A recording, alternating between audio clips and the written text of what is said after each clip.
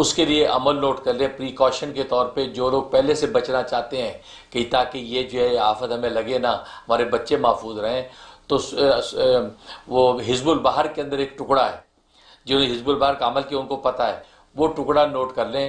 بسم اللہ بابنا، تبارک حیتاننا، یاسین سقفنا، کافا یا عین صاد کفایتنا، حامیم عین سین قاف حمایتنا.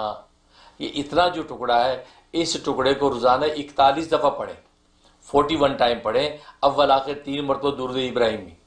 یہ پڑھ کے اپنے اوپر بھی دم کریں، اپنے بچوں بھی پھونک دیا کریں، ٹھیک ہے، کھانے پینے پہ پھونک کے وہ بھی پی لیا کریں.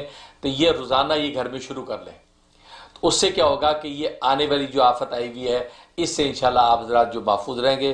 اور جس کو یہ آفت لگ چکی ہے، جو بیچارہ بیمار ہو چکا ہے، اس کا شکار ہو چکا ہے، وہ نوٹ کر لے سورہ فاتحہ بسم اللہ ملا کے 41 دفعہ سورہ فاتحہ پڑھنی ہے. بسم اللہ الرحمن الرحیم الحمدللہ رب العالمین آمین تک اول آخر 11 مرتبہ درود ابراہیمی پڑھنا ہے. پڑھ کے پانی دم کر کے اس مریض کو پلائیں اور پڑھ کے اس کے دونوں کانوں میں زور زور سے 3 پھونکے ماریں. تو یہ عمل شروع کر دیں، انشاءاللہ جس کو مرض لگ گیا اس کو شفا ہو جائے گی، اور جس کو نہیں لگا وہ بار بار ٹکڑا پڑھتے رہیں، وہ اس سے محفوظ رہے گا. بہت مجرب اور نافع ہے. میں بھی دل سے دعا کرتا ہوں. بہت شکریہ.